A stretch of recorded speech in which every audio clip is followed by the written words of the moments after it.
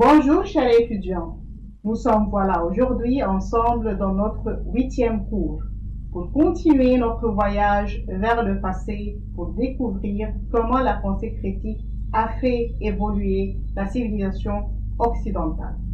Ça va de soi que la dernière fois, pendant le 7e cours, on a commencé notre voyage dans le passé pour voir et prouver à la fin que la pensée critique a fait évolué ou a été le fondement de la civilisation grecque et islamique. Bien sûr, aujourd'hui, il s'agit de continuer à prouver et à affirmer que toute civilisation, toute découverte philosophique et scientifique a été commencée ou a vu son premier pas par la pensée critique.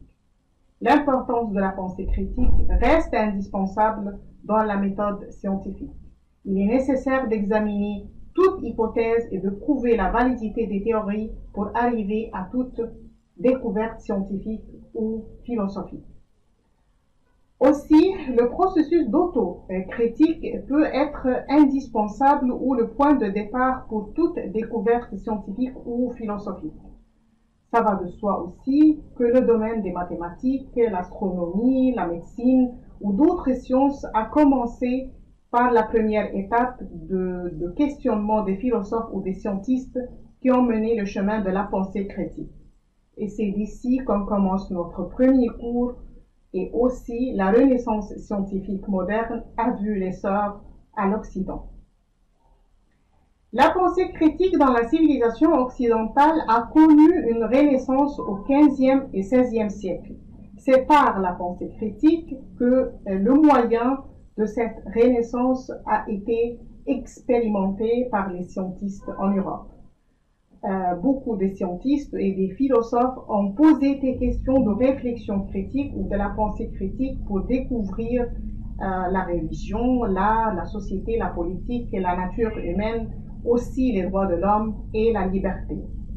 Cette vague de la Renaissance a commencé après la séparation de l'État de l'autorité religieuse en Europe.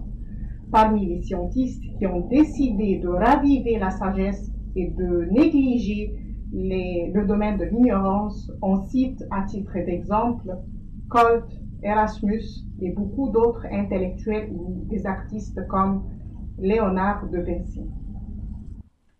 En Angleterre, on connaît dans les années 1561 Francis Bacon, qui a exprimé ses préoccupations à propos de la façon dont l'esprit humain était utilisé pour chercher la connaissance ou la vérité. Dans son livre Le progrès de la science, Bacon insiste sur son point de vue sur l'importance d'étudier et d'expérimenter l'univers autour de nous à travers des questionnements de la pensée critique. René Descartes, la méthodologie philosophique du rationalisme vers les années 1596 est l'une des tentatives mentales les plus importantes qui ont changé le cours de l'histoire de la philosophie occidentale. Dans son livre Le discours de la méthode et Méditation métaphysique, Descartes insiste et met en cause la question de l'accès vers la connaissance ou vers la vérité à travers le doute critique. Son principe reste toujours « je pense, donc je suis ». Cogito, ergo sum. Si nous affirmons l'influence de Descartes sur la pensée européenne moderne vers le XVe et XVIe siècle, il faut avouer que Descartes était le penseur ou le savant le plus connu du monde entier. Ce rationalisme cartésien a également ouvert les portes devant la pensée, surtout critique et philosophique, dans le monde entier. Kant et la philosophie de Kant ou la connaissance chez Kant était générée à partir de deux sources principales de l'esprit. Étape 1, il faut recevoir des perceptions ou être capable à recevoir les impressions. Avant de passer à l'étape 2, c'est la capacité de connaître un sujet à travers les perceptions ou la compréhension intuitive.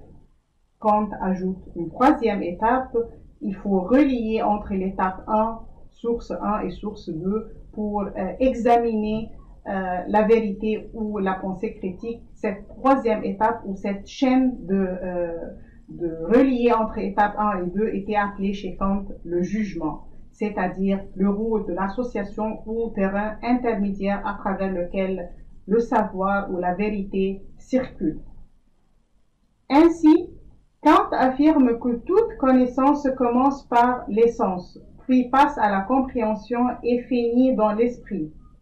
C'est à travers la compréhension, l'esprit, la pensée critique que la vérité mène son chemin philosophique d'après les paroles de Kant. Si la compréhension a la capacité d'unifier les phénomènes par des règles, l'esprit critique ou la pensée critique a la capacité d'unifier les règles de la compréhension sous tout principe. Je vous laisse alors réfléchir avant de terminer le cours d'aujourd'hui et de répondre à cette question. Est-ce que vous pouvez expliquer la pensée critique dans le rejet de l'approche traditionnelle par l'Europe et son succès à accéder à l'ère de l'industrialisation? Mais oui, bien sûr. Il faut réviser tous les philosophes européens déjà cités ou tous les penseurs déjà cités dans ce cours avant de répondre à cette question pour voir comment la pensée occidentale ou la civilisation occidentale a commencé par l'examination ou le questionnement basé sur la pensée critique. Ainsi, que ce soit la civilisation grecque, islamique ou même occidentale, la pensée critique était le fondement de toute civilisation ancienne et bien sûr contemporaine. On compte sur vous, courage et bon succès.